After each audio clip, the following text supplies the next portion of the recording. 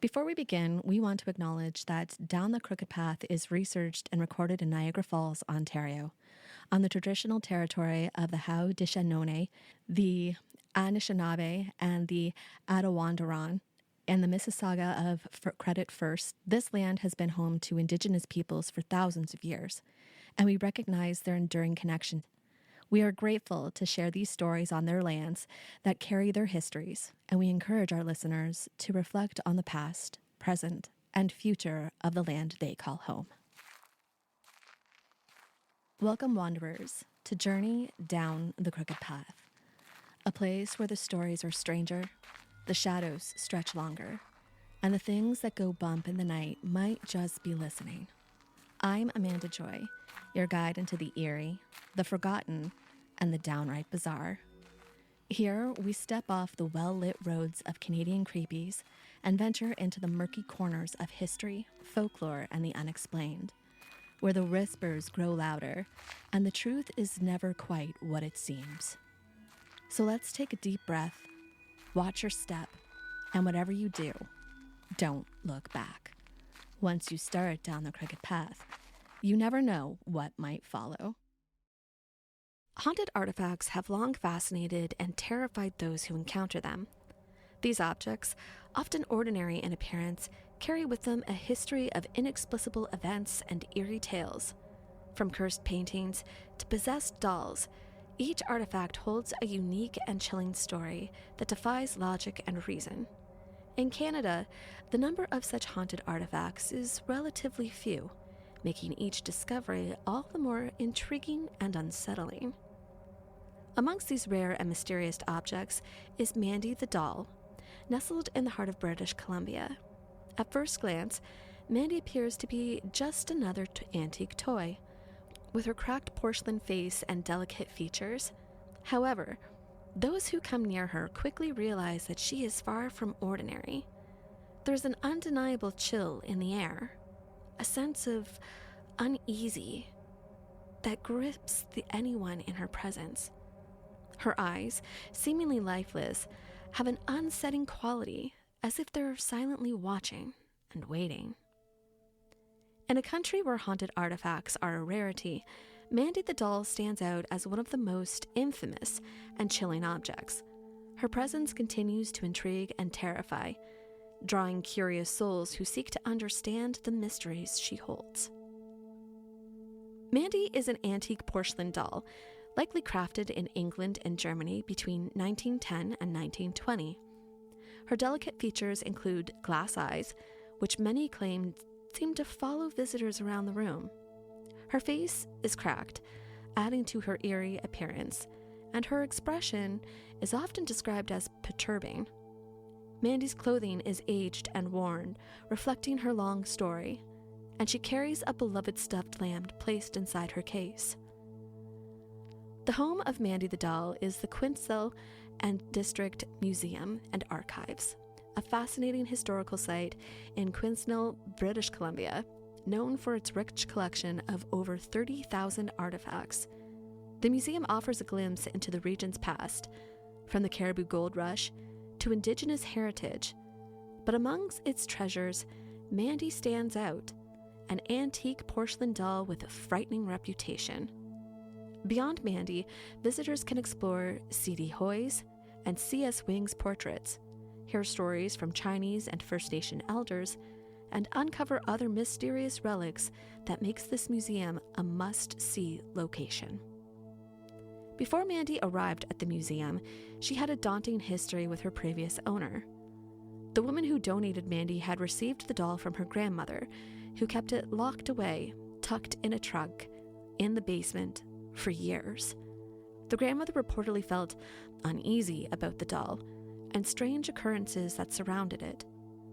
One of the most unsettling claims was that the donor would wake up in the middle of the night to hear the sounds of a baby crying from the basement, and when she went to investigate, she would find the window near the doll open, despite it having been closed earlier.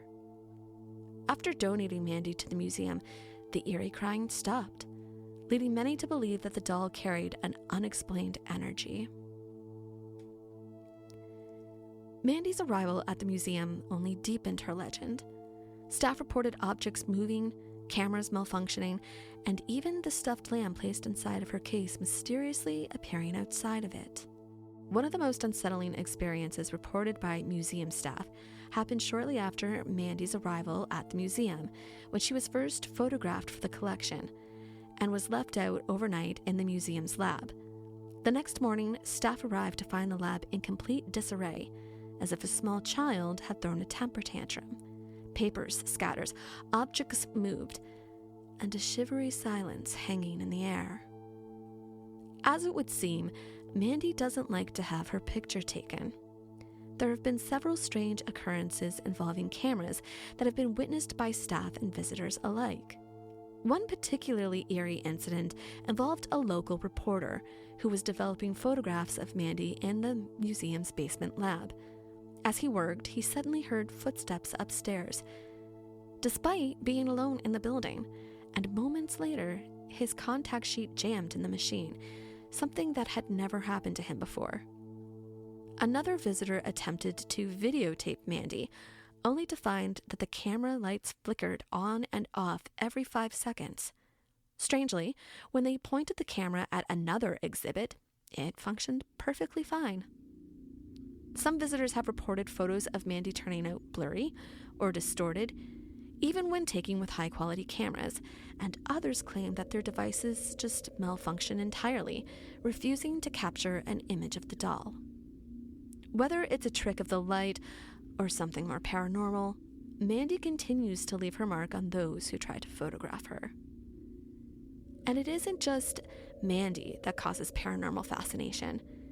Inside her glass case, a stuffed lamb has quickly become a part of her ghostly legend and has added to the unexplained events that surround the doll. Originally meant to be a comforting companion, the lamb mysteriously has been discovered outside of the case. Often, museum staff are startled when they arrive some mornings to find the lamb on the floor outside of Mandy's locked case, despite no one having opened it. The case has been securely shut, and there's no logical explanation for how the lamb was moved.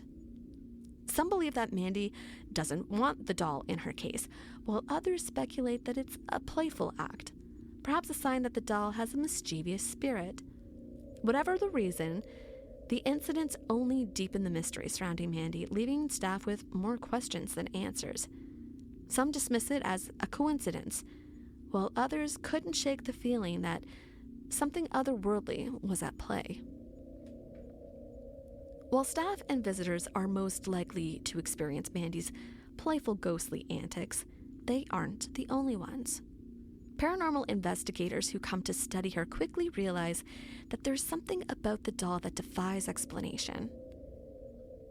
Paranormal teams arrive at the museum armed with EMF meters, thermal cameras, and audio recorders, hoping to uncover the truth behind Mandy's eerie reputation. Their findings have further provided insight into the matter. One investigator, determined to prove that Mandy's glass eyes weren't truly following visitors, decided to stare directly at her for several minutes. At first, nothing seemed unusual, until their vision blurred and they felt dizzy and weak. Witnesses described them as frozen in place, unable to break eye contact with the doll. And when they finally snapped out of it, they stumbled back, admitting they felt physically drained, as if something had momentarily taken a hold of them. Investigators attempting to record electromagnetic readings around Mandy have encountered erratic spikes on their device. EMF meters, which detect changes in the electromagnetic fields, fluctuated wildly when placed near her case, only to return normal when moved away. One investigator tried to capture audio recordings, hoping to detect EVPs, electronic voice phenomenon, ghostly sounds beyond human hearing. The recorder mysteriously shut off multiple times, despite having a full battery. And when they reviewed the brief snippets of audio that they did manage to capture, they could hear a faint whisper and laughter of a child, though no one else had been present in the room at the time. Several investigators have reported feeling an icy chill when standing near Mandy, even when the museum's temperature has remained stable. Some describe a pressure on their chest, as if the air around them has shifted. Others have felt light touches on their arms and shoulders, despite being alone in the exhibit. One investor claimed that while examining Mandy, they suddenly felt their hair being lifted, as if someone was gently tugging at it. The museum staff later confirmed that a visitor had reported the same sensation earlier that day. Investigators have also witnessed objects near Mandy moving on their own. A pen placed on a nearby table seemed to roll off the edge, despite no visible cause. A chair in the room shifts slightly, as if nudged by an unseen force. Some believe that Mandy isn't alone, that a young girl's spirit follows the doll, lingering just near her display. Those who subscribe to this theory suggest that the girl, perhaps once the doll's owner, still plays with Mandy, gently lifting strands of her hair as if brushing or fixing it. Witnesses describe the movement as a slow, deliberate shift, not the erratic, static shifts typical of old doll hair. Some claim to have seen individual strands rise slightly before settling back down, while others insist they have watched hair shift as if caught in a breeze, despite the museum being completely still. Determined to debunk the phenomenon, one investigator set up a high-resolution camera, hoping to capture any movement. As they reviewed the footage, they noticed subtle but undeniable shifts in Mandy's hair, though no external force was visible. Certain skeptics suggest that air currents or static electricity could account for these observed moments, but others maintain that an unseen factor, possibly the residual presence of a child, might just be involved. Running from 1991 to 2008, the Montel Williams Show was a daytime talk show that initially followed the tabloid-style format popular in the 1990s, similar to shows like Jerry Springer. However, as the genre evolved, Montel shifted his focus towards inspirational stories, personal struggles, and paranormal phenomenon. One of the most notable reoccurring guests was Sylvia Browne, a self-proclaimed psychic who frequently appeared on the show to discuss spirituality, ghost encounters, and unsolved mysteries. In April of 1999, Mandy the Doll was featured on the show, traveling from British Columbia to New York City for the segment. Sylvia Browne examined Mandy and claimed that the doll had once belonged to twin children who died of polio. According to Browne, the grief of their mother had somehow been imprinted on the doll, leaving behind an energy that visitors and museum staff have sensed over the year. Browne's theory has aligned with many of the strange occurrences reported at the museum: the unexplained movements of objects, the eerie sensations of being watched, the cameras malfunctioning experienced by visitors. She suggests that Mandy isn't necessarily haunted by a malevolent spirit, but rather the residual energy of deep sorrow, which could explain why people feel so uneasy around her. Mandy's time on the Montel Williams Show only added to her legacy. Following her appearance, interest in the doll surged, with even more visitors traveling just to see her in person. Paranormal enthusiasts debate Browne's claims, wondering if Mandy truly held an emotional imprint of a grieving mother, or if something more mysterious was at play. Or maybe, just maybe, she was an ordinary doll.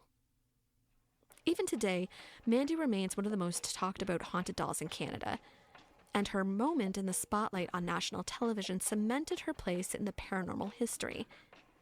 But she isn't Canada's only haunted doll. In the heart of Niagara-on-the-Lake, tucked inside the Ghost Walks gift shop, sits another unsettling figure: Lizzie the doll. Unlike Mandy, who resides in a museum, Lizzie is housed in a shop filled with haunted artifacts, making her presence all the more creepy. Lizzie has been a part of the shop since 2011, after being moved from the old Museum of Paranormal. Over the years, she's gained a reputation for being more than just an antique doll. Visitors claim she blinks, moves slightly, and even changes facial expressions depending on her mood.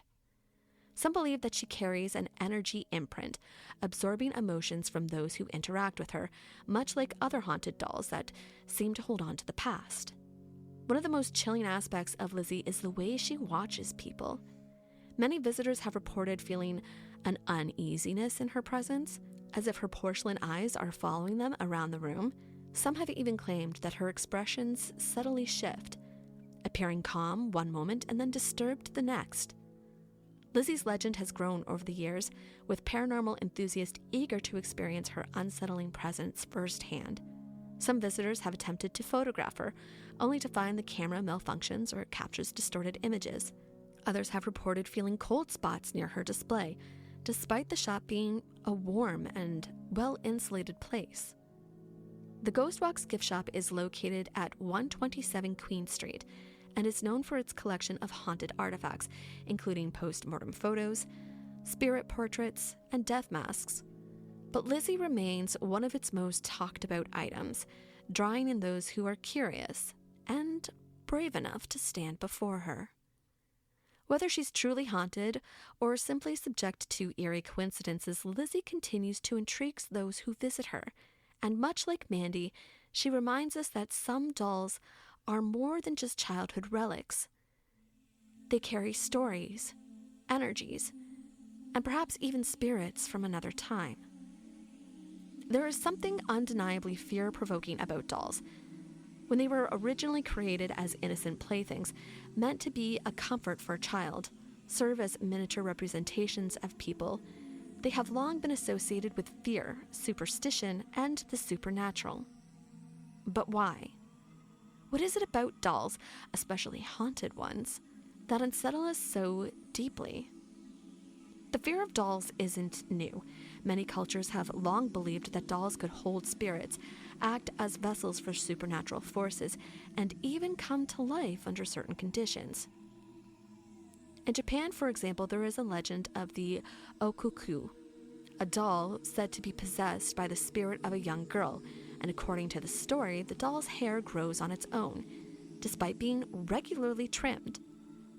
In West African traditions, dolls are sometimes used in rituals, believed to contain spiritual energy that could protect or curse individuals.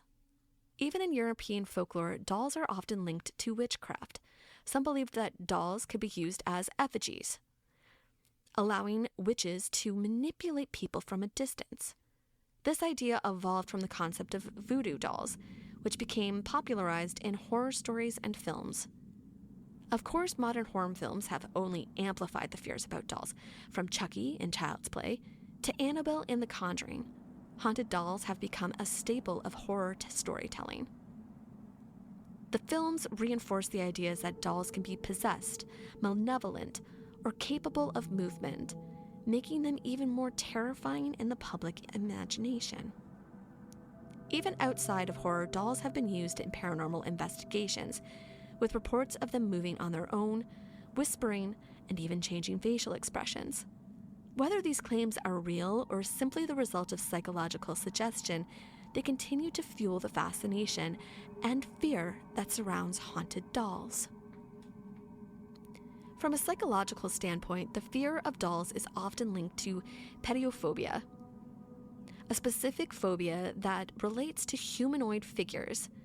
This fear is similarly closely connected to animatophobia, a fear of anything that mimics human experience but isn't truly alive. One explanation of this discomfort is uncanny valley effect, the theory that when something looks almost human but not quite triggers a sense of unease. Dolls with their lifeless eyes, frozen expressions, and stiff movements fall right into this unsettling category. Our brains recognize them as human-like, but something feels off, making them appear unnatural and even threatening. From a psychological perspective, once a story takes hold, it has the power to shape perception. This is especially true in the case of Mandy the Doll, where the mysterious tales that surround her create a psychological explanation. a phenomenon that makes people more likely to interpret ordinary experiences and occurrences as supernatural events. Psychologists refer to this as confirmation bias, the tendency to notice and remember details that support an existing belief while ignoring those that contradict it. While visitors step into the museum, they are already primed with stories of Mandy's ghostly presence, and they become hyper-aware of their surroundings, noticing every little flicker of light, every creak in the floorboard, and every shadow that seems to shift. This experience can also trigger the placebo effect, where the mere belief of something paranormal can cause people to experience sensations that they otherwise wouldn't notice. Some visitors report being watched, sensing a cold spot, or even hearing faint whispers and laughter. All these experiences could be explained by environmental factors, but are instead attributed to Mandy's supposed haunted and supernatural energy. Even the museum staff who work around Mandy daily have reported missing objects, strange occurrences, and unexplained movements. But could these incidents simply be misplaced items, drafts, or the creaky, natural occurrences of an old building? Or does the legend of Mandy amplify these occurrences, making them seem far more mysterious than they truly are? Mandy's eerie presence has captivated visitors for decades, but she's far from the only haunted artifact in Canada. Across the country, museums and historical sites house objects with similar reputations, each carrying them whispers of the past. One such artifact is the attic toy, housed also in the Ghost Walks gift shop in Niagara-on-the-Lake. According to the legend, a young boy was led to the toy hiding in a place by a ghostly girl who pointed at a secret location in the attic where it had been stuffed behind a wall. Though the story remains unverified, the toy's pristine condition, despite supposedly being hidden away for years, has left many questioning its origins. Beyond haunted dolls and toys, Canada is home to some other eerie relics that have sparked paranormal intrigue. The Billings Estate National Historical Site in Ottawa holds artifacts tied to century-old family history, with reports of ghostly figures and unexplained sounds lingering in its halls. Perhaps that is the most unsettling part. These objects were meant for innocence. Toys, dolls, relics of childhood, now twisted into something else entirely. Something that lurks just beyond explanation, clinging to the edges of reality, where reason begins to falter. What is it that truly makes us hesitate before their gaze? Is it their stillness? The way they imitate life but never truly possess it? Or is it something darker? Something woven into them over years through sorrow, abandonment, or whispered fears? The mind is powerful, capable of turning shadows into figures, silence into whispers, and the forgotten into something alive. But what if it's not just the mind? What if, just once, something was watching back?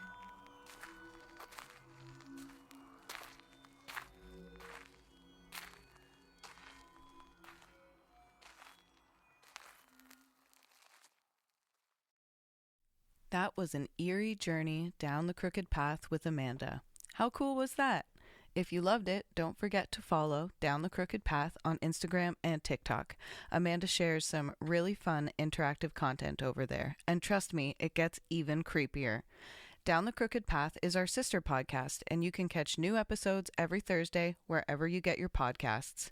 So if you're into the paranormal, folklore, and strange little corners of the world, we've got you covered.